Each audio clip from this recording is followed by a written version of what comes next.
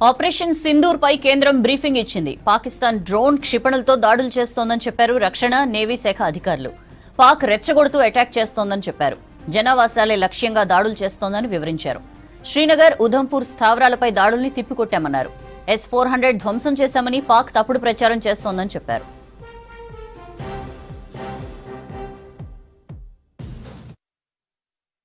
पाकिस्तान सेना ने पूरी पश्चिम मोर्चे पर लगातार आक्रामक गतिविधियां जारी रखी। उसमें UCAV drone, long range weapons, loitering munitions और लड़ाकू विमानों का उपयोग कर भारतीय सैन्य ढांचे को निशाना बनाया।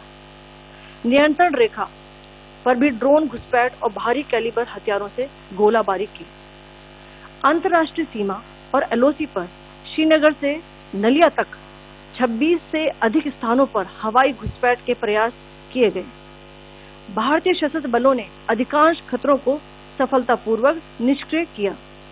फिर भी वायु सेना स्टेशनों पर उधमपुर, पठानकोट, आदमपुर और भुज बठिंडा स्टेशन, इन सब पर उपकरण व पर्सनल्स को हानि पहुंचाई।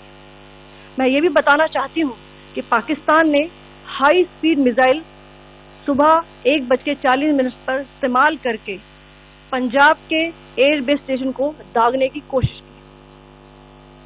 एक निंदनीय और अनप्रोफेशनल एक्ट के तहत पाकिस्तान ने श्रीनगर, अवंतीपुर और उधमपुर के वायु सेना अड्डों पर चिकित्सा केंद्र और स्कूल परिसर को निशाना भी बनाया, जिससे उसके द्वारा सिविल इंफ्रास्ट्रक्चर पर हमला करने की गैर जिम्मेदाराना प्रवृत्ति फिर उजागर हुई। पाकिस्तान द्वारा सैन्य ठिकानों को जानबूझकर निशाना बनाने के पश्चात भारतीय सशस्त्र बलों ने त्वरित व सुनियोजित जवाबी हमले किए। Technical installation, command and control centres, radar sites और हथियार भंडार को चुनकर निशाना बनाया गया। रफीकी, मुरीद, चकलाला, रहमियार खान, सुकूर और चुनिया स्थित पाक सैन्य ठिकानों पर एयर लॉन्च सटीक हथियारों व लड़ाकू जेट से प्रहार किए गए। पसरूर स्थित रडार साइट और सियालकोट का एविएशन बेस भी प्रिसीजन अम्यूनिशन से टारगेट किए गए। इन कार्रवाइयों के दौरान भारत ने कम से कम कोलैटरल डैमेज की क्षति सुनिश्चित की। चिंता का विषय यह रहा कि पाकिस्तान ने लाहौर से उड़ान भरने वाले नागरिक विमानों की आड़ लेकर अंतर्राष्ट्रीय हवाई मार्गों का दुरुपयोग किया ताकि वे अपनी गतिविधियां छिपा सके। ऐसी चालों ने भारतीय वायु प्रतिरक्षा तंत्र को नागरिक सुरक्षा सुनिश्चित करते हुए अत्यधिक संयम के साथ कार्य करने के लिए विवश किया। साथ ही साथ पाकिस्तान ने मिस इन्फॉर्मेशन का सहारा लेते हुए आदमपुर स्थित S-400 प्रणाली, सूरतगढ़ व सिरसा के हवाई अड्डों, नगरोटा के ब्रह्मोस बेस, देहरागिरी के तोपखाना पोजीशन तथा चंडीगढ़ के अग्रिम गोला बारूद डिपो को नष्ट करने के झूठे दावे सोशल मीडिया पर फैलाए। भारत इन फॉल्स नैरेटिव्स को पूर्णतः खारिज करता है। नियंत्रण रेखा पर पाकिस्तान ने ड्रोन घुसपैठ और भारी तोपखाना गोलाबारी के कई प्रयास किए। कुपवाड़ा, बारामूला, पुंछ, राजौरी और अखनूर सेक्टर्स में तोप, मोटार एवं हल्के हथियारों से भीषण गोलाबारी जारी रही। भारतीय सेना ने प्रभावी व तुलनात्मक प्रत्युत्तर देते हुए पाक सेना को काफी क्षति पहुंचाई। पाकिस्तान सेना के अग्रिम क्षेत्रों में सैनिकों की डिप्लॉयमेंट बढ़ती दिख रही है, जो स्थिति को और भड़काने की मंशा दर्शाती है। भारतीय सशस्त्र बल पूर्ण परिचालन तत्परता की स्थिति में है। अभी तक सभी शत्रुतापूर्ण कार्रवाइयों का प्रभावी ढंग से सामना कर उपयुक्त जवाब दिया गया है। भारतीय सशस्त्र बल दोहराते हैं कि वे तनाव वृद्धि नहीं चाहते, बशर्ते पाकिस्तान भी ऐसा ही व्यवहार करे।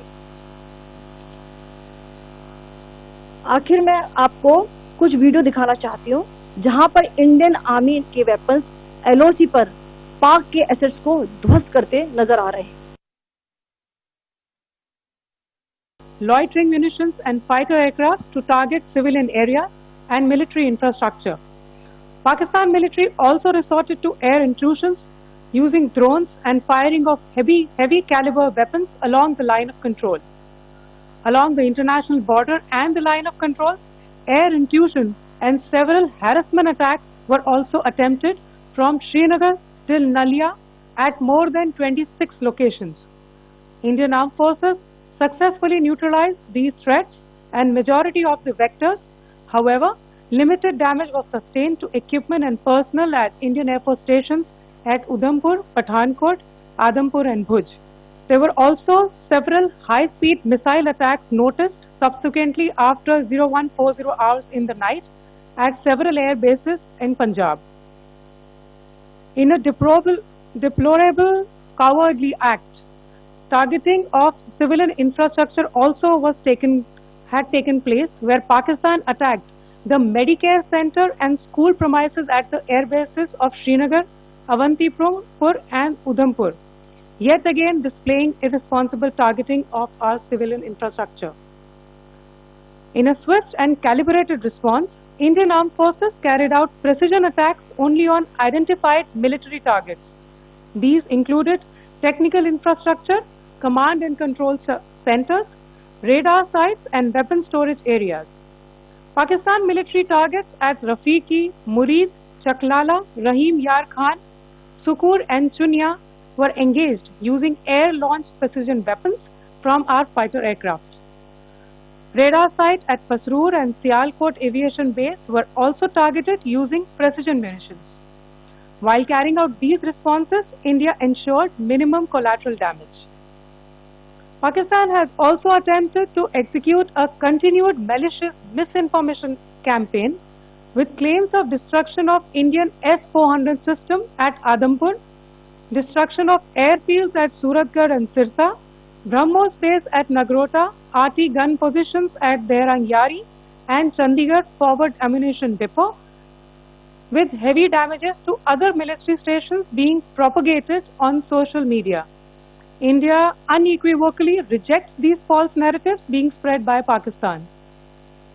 Along the line of control also, Pakistan has attempted multiple air intrusions using drones and conducted shelling using heavy caliber RT guns, targeting civilian infrastructure and killing some civilians. Heavy exchange of artillery mortars and small arms fire in Kupwara, Baramulla, Poonch, Rajouri and Aknoor sectors continued. Indian Army has responded effectively and proportionately, causing extensive damage to Pakistan Army. Pak military has been observed to be moving their troops into forward areas, indicating offensive intent to further escalate the situation. Indian Armed Forces remain in a high state of operational readiness. All hostile actions have been effectively countered and responded appropriately. Indian Armed Forces reiterate their commitment to non-escalation, provided it is reciprocated by the Pakistan military. At the end, I would also like to show you a few images of Air Force bases in the Punjab sector and Rajasthan sector, where it is mighty clear that we are debunking the Pakistani claims of causing destruction at these air bases. You can yourself see the normalcy at these air force stations.